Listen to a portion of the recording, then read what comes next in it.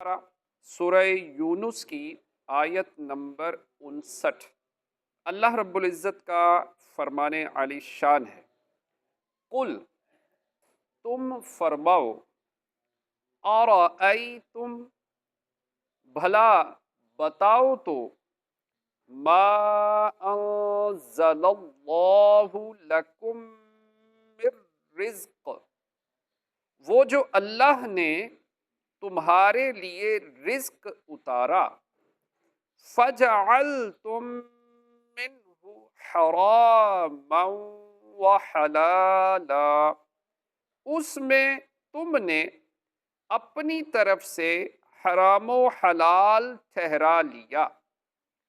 قل تم فرماؤ، اللہ اذن لکم، کیا اللہ نے اس کی تمہیں اجازت دی، ام علی اللہ تفترون، یا اللہ پر جھوٹ باندھتے ہو۔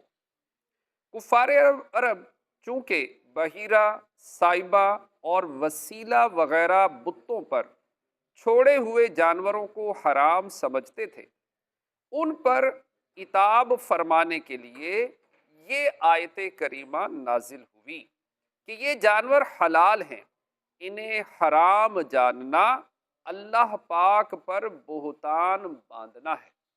اس آیت سے ثابت ہوا کہ کسی چیز کو اپنی طرف سے حلال یا حرام سمجھنا ممنوع اور اللہ تعالی پر افطرا ہے۔ آج کل بہت سے لوگ اس میں مبتلا ہیں، ممنوعات کو حلال کہتے ہیں اور مباحات کو حرام، بعض سود کو حلال کہنے پر مصر ہیں، اور بعض عورتوں کی بے قیدیوں اور بے پردگیوں کو مباح سمجھتے ہیں اور حلال ٹھہراتے ہیں۔ اسی طرح کچھ لوگ حلال چیزوں کو حرام ٹھہرانے پر مصر ہیں، جیسے محفل میلاد، فاتحہ، 11ویں اور ایصال ثواب کے دیگر طریقوں کو حرام کہنے والے۔ یہ سب لوگ اللہ تعالیٰ پر افطرا باندھنے والے ہیں۔ استغفر اللہ۔ اللہ پاک ہمیں عمل کی توفیق عطا فرمائے، آمین، بجاہ خاتم النبیین صلی اللہ تعالیٰ علیہ وآلہ وسلم اجمعین۔